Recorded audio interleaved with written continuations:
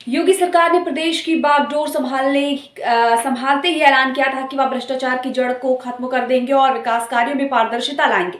लेकिन नौकरशाही में बैठे लोग सरकार के मंसूबों पर पानी फेरते एवं भ्रष्टाचार के नित नए कीर्तिमान स्थापित कर रहे हैं और सरकारी धन का दोहन कर रहे हैं। मामला जनपद के सदर नगर पालिका का है, जहां जिम्मेदारों द्वारा भ्रष्टाचार को अंजाम देने के लिए शासनादेश का भी दरकिनार कर दिया गया।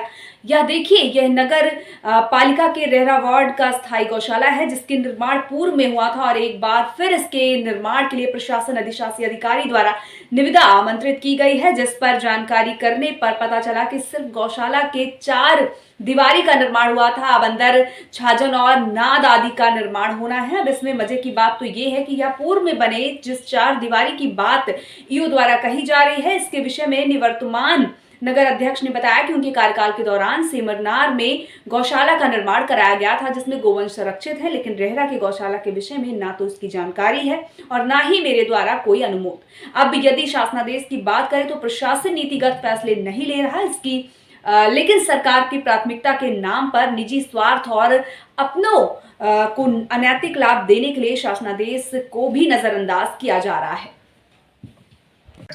जहाँ तक मुझे मालूम है कि रेहरा में अस्थायी निर्माण किया गया था, क्योंकि नगर में गायों की संख्या काफी थी, तो उसके हिसाब से रेहरा का शुरुआत हुआ था।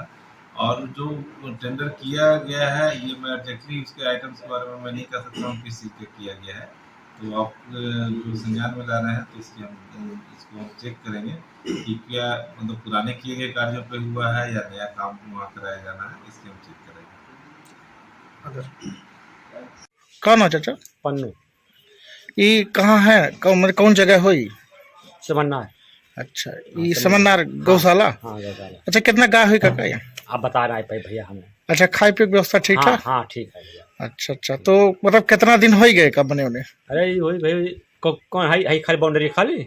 हाँ, पूरा गौशाला। अरे वही 6 महीने से ऊपर भाव 6 महीने से ऊपर भाव। अच्छा, और बाउंड्रिया बने? 1 महीना से ऊपर हो गई है। अच्छा, मैंने यहाँ निर्माण कार्य पूर्ण हो चुका है सब? हाँ। ये लोगों द्वारा मेरे संज्ञान में आया था कि वहाँ निर्माण हो रहा है,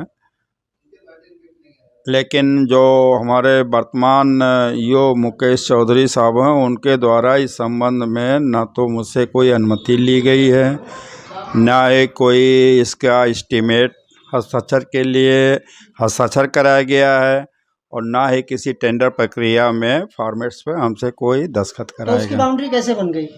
अब इस संबंध में सही जवाब आपको ईओ मुकेश कुमार से ही मिल सकता है। पहले तो हम ये बताना चाहते हैं कि रेहरा में कोई गौशाला नहीं बना है।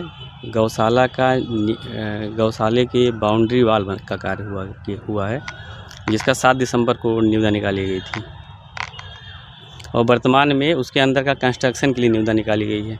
वर्तमान में कितने की सर पहले निकाली गई थी बाउंड्री के लिए, और कितने की बाउंड्री का जो निकाला गया था वो लगभग 17 लाख के आसपास था। और ये जो ये जो अंदर कंस्ट्रक्शन का है, ये जहाँ तक हमको याद आ रहा है, ये 34-35 लाख के आसपास का है।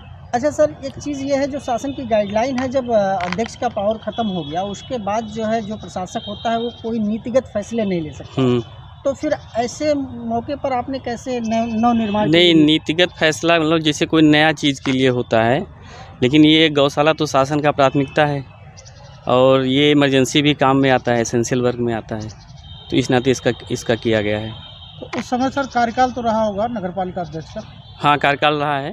तो उनका अनुमोदन था सर? उस पर आप जब 7 दिसंबर के आप etender.nic.com पे जाएंगे तो उसका जो NIT देखेंगे तो NIT में उनका साइन मिलेगा।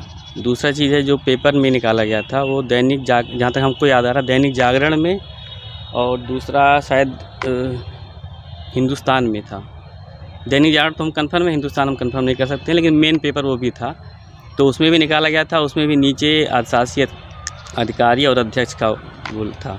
लेकिन जो निवर्तमान अध्यक्ष हैं उनका कहना है कि उनके तरफ से कोई अनुमोदन था नहीं और उस गौशाले की कोई उपयोगिता नहीं थी। गौशाला आप सभी लोग जानते हैं, शासन का जो प्राथमिकता है वो गौशाला उसमें सबसे महत्वपूर्ण वर्क है, और हम जब इस नगर पालिका में ज्वाइन किए थे तो उसमें कोई भी अस्थायी गौशाला नहीं था, लेकिन फिर भी हमने अपने प्रयास से आते ही हमने 2-3 महीने के अंदर सेमन्नार में एक अस्थायी गौशाला का निर्माण करवाया, जो कि पहले से खंडहर स्थिति में था, लेकिन उसको मेंटेन करके करवाया। तो लगभग वहाँ पे इस समय वर्तमान में 80 गोवंश के आसपास वहाँ संरक्षित है, लेकिन विशद पैमाने पे उतने से काम नहीं चल पा रहा था, उसके लिए विशद पैमाने की ज़रूरत थी। तो फिर हमने दोबारा जो ये फिर दोबारा टेंडर कराया गया इस नाते, जिससे वो विशद पैमाने पे। अध्यक्ष का ये मानना है कि हाँ। उस चरदीवारी का आपने कहा कि मतलब उनका अनुमोदन था, तो उनका ये मानना है कि मेरे संज्ञान में इस चरदीवारी का कोई भी मामला या टेंडर। अब हो सकता है कि उन्होंने साइन किया हो, ना ध्यान आ रहा हो उनको, इस नाते कह रहे हो। लेकिन ये बात एक चीज़ और यहाँ पे करने वाली है, ध्यान देने वाली है कि ये टेंडर निकले लगभग 4-5 महीना हो गया। कितना चल रहा है ये? मार्च। तो 12 दिसंबर के आसपास निकला था, 7 दिसंबर के आसपास निकला था, और मुख्य पेपर में निकला था। अगर उन्हें उस समय भी कोई भी आपत्ति होती तो एक लेटर देते, तुरंत टेंडर कैंसिल हो जाता। अगर मतलब साइन होने के बाद, जैसे आज हमने मान लिया अनुमोदन कर दिया और टेंडर मेन पेपर में आ गया, उसके बाद भी अगर आपको लगता है कि हाँ ये टेंडर गलत है, तो हम तो जब तक वर्क आर्डर नहीं देते तब तक हम उसको कैंसिल कर सकते हैं।